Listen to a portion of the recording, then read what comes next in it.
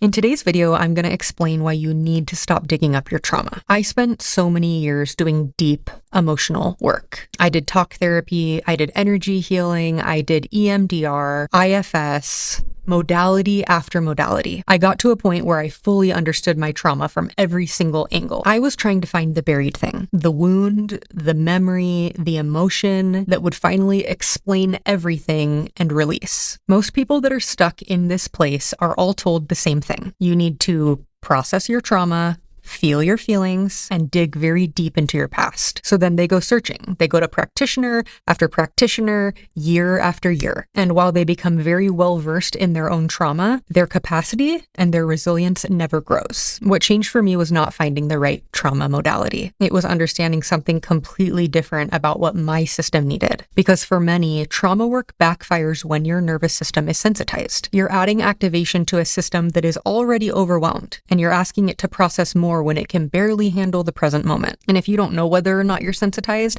I have a quiz that you can take and it's linked in the description. I think we definitely have a cultural narrative, hearing things like the body keeps the score, trauma is stored in your fascia, you have to feel it to heal it, the issues are in the tissues. And I think this can cause a really big issue because there's this belief that healing requires this very deep excavation, that somewhere buried inside of you is the thing. And if you can just find it, release it, your system will finally settle. It sounds scientific and specific, which makes people feel like there must be a correct way to access it and release it. And when that doesn't work for us, we don't really question what's happening. We just move on to the next practitioner and the next approach that will hopefully help us find the magical thing and release it. We just assume we haven't found the right modality yet. And here's the thing, I don't think most people are doing deep emotional work because they love it. They don't find it fulfilling. They're doing it because they have been told it is the price of admission if they want to feel better. It's necessary work. But for most people, it's a means to an end. It's part of this healing checklist that they have been told. If you want to feel better, if you want to get rid of your chronic symptoms,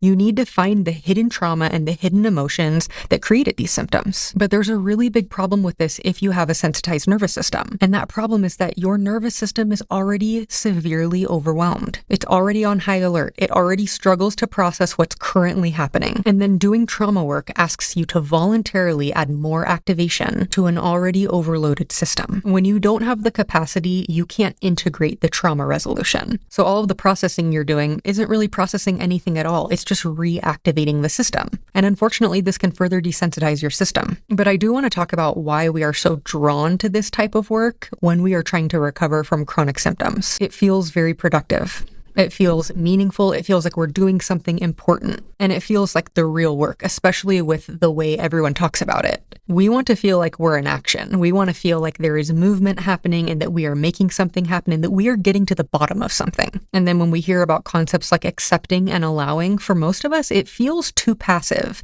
It feels too close to doing nothing, which makes us really uncomfortable. It makes us feel like we're missing something, like we're not getting to the root of the problem. And I know for me, there was almost this identity piece, like I'm someone who does that really deep, grueling, hard work. To me, doing trauma work during sensitization is similar to being in a high school class and being handed a packet.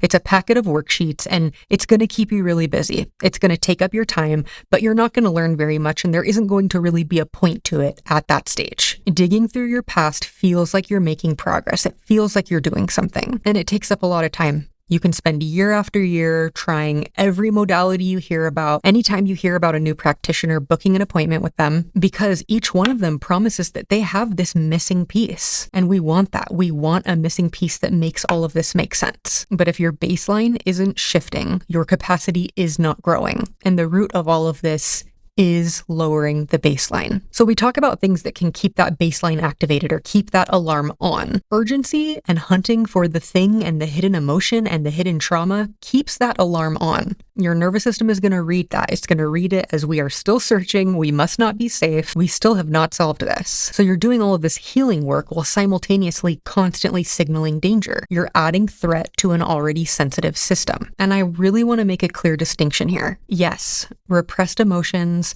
never letting yourself feel anything, stuffing things down, that absolutely contributes to stress on the system and raising that baseline over time. That is absolutely real. But here's what's confusing everyone. everyone. They hear that and they think, okay, I need to go find the trauma or the emotion that caused this if I want to heal. And that is the leap that's keeping a lot of people stuck. You do not need to locate the source of where this came from in order to process what is here right now. You don't need to understand why you feel something in order to allow it to move through. The allowing is the processing. So when someone asks me, well, what do we do when emotions show up? My answer is always, you allow them to be there, just like everything else. You do not need to trace it back to some memory from 1987 or figure out which attachment wound it connects to. You just let it be there. Allowing works with what's already showing up. Emotions aren't hidden. They surface all of the time. They're going to come up. They're going to come up as feelings. They're going to come up as sensations, and they're going to come up as symptoms. The question is, what do you do when they do? You don't build capacity by understanding your trauma. You build it by how you respond to discomfort, by allowing your sensations to be there without reacting, by accepting your current situation without this mental fight, and by letting life back in before you feel fully ready to do that. Your nervous system is always going to learn from what you do, not what you understand. And every time you feel something that's really uncomfortable and you don't react with that urgency, you're teaching your nervous system, this experience is not an emergency for me. And by doing that, over time, your baseline lowers and your capacity grows. And that's never going to be because you found the buried thing. So when it comes to emotional work or trauma work, what I believe is that the sequence is what matters the most. Desensitize first. At least 4 to 6 months of doing that. Because after you do that, the deeper work becomes possible. And if you still want to do it, it's still going to be there for you, but you're not going to have to do it. You can't ask your system to process something that it's not able to have the capacity to hold yet. I really found that after 4 to 6 months of focusing on acceptance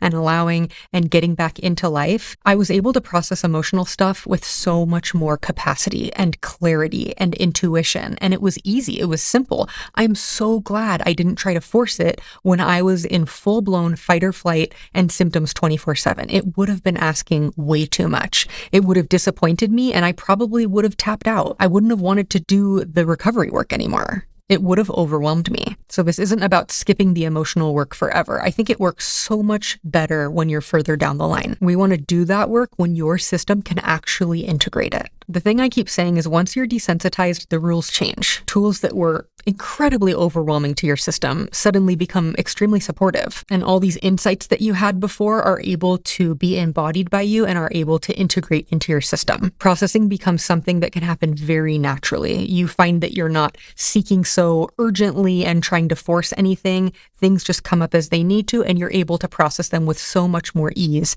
because you leaned into acceptance and allowing already. And that really gives you the capacity to sit with very uncomfortable emotions without your entire system going into a full-blown alarm state. If memories come up, you'll notice that they can kind of rise to the surface and process through. So we get to a place where the work here feels different than survival when we're really sensitized, and it feels more like it's beneficial for our growth. So you can see that the energy is very different behind them.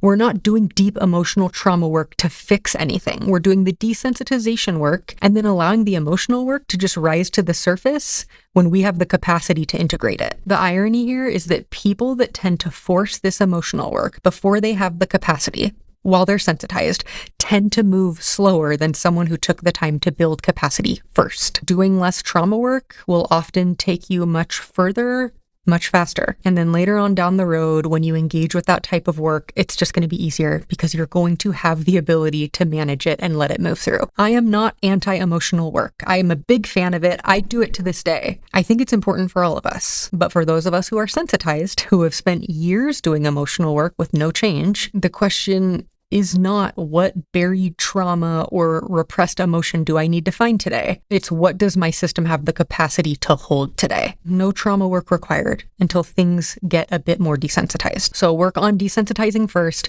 building the capacity, letting your life be the regulator, letting the hard work you're doing not be deep emotional trauma work, but the hard work of responding differently when your symptoms flare up, and expanding your life before you feel ready, and showing up day after day, even when it sucks, even when it feels hard. That's a better use of your energy. You don't need to dig. You need to stop piling more on top of an already stressed out baseline and let your system do what it does. Let it settle. You're going to find that your healing happens a lot quicker when you stop searching and start living. I'll see you guys on the next video.